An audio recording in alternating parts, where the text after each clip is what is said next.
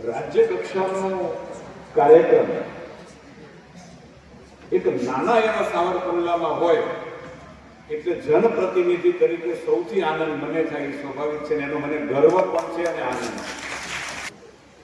Game માટે, sport માટે, રમત માટે આટલો રસ ધરાવતો યુવાન સાવરકુંડલાને મળ્યો છે એટલે એના અભિનંદન હું ગુરુકુળની સંસ્થાને આપું છું. આ ગુરુકુળના આશીર્વાદ ન હોય, આ સંસ્થાના આશીર્વાદ ન હોય તો દીપકભાઈમાં આ સંસ્કાર પણ ન હોય.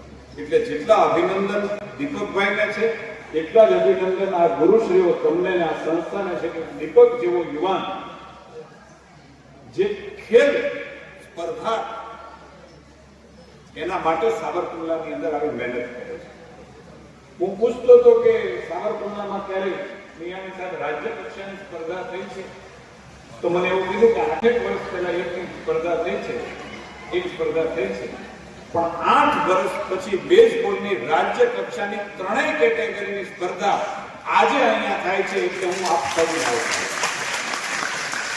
મિયાની સાથે બીજું પણ આમંત્રણ આપ્યું કે રાજ્ય કક્ષાની કબડ્ડીની સ્પર્ધા એ હવે પછી 22 તારીખ એટલે 22 થી 29 આ જ મહિનાની 22 થી 29 તારીખ સાવરકુંડલાના આંગણે છે.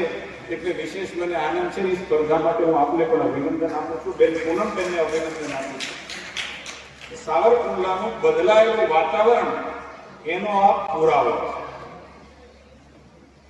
સાવરકુંડલા શહેરમાં 2 સ્પર્ધાઓ રાજ્ય કક્ષાની એક જ મહિનામાં થાય.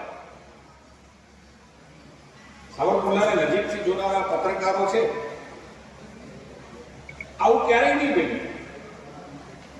અને અમે એવું માનું છું કે હવે આ વર્ષે 8 વર્ષનો ગેપ ન પડવો જોઈએ. દીપકભાઈ દરેક વર્ષે કોઈને કોઈ સ્પર્ધા રાજ્ય કક્ષાની નથી.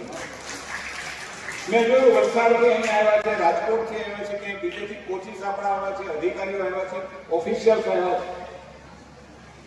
તાલુકા કક્ષાના સેન્ટરની અંદર રાજ્ય કક્ષાની સ્પર્ધા થાય એનો મતલબ એ થયો કે રાજ્યની સરકાર અને કેન્દ્રની સરકારની સ્પોર્ટ્સ પોલિસી જે ગામડા સુધી લઈ જવાની છે એ સફળતા અહીંયા મને દેખાય છે.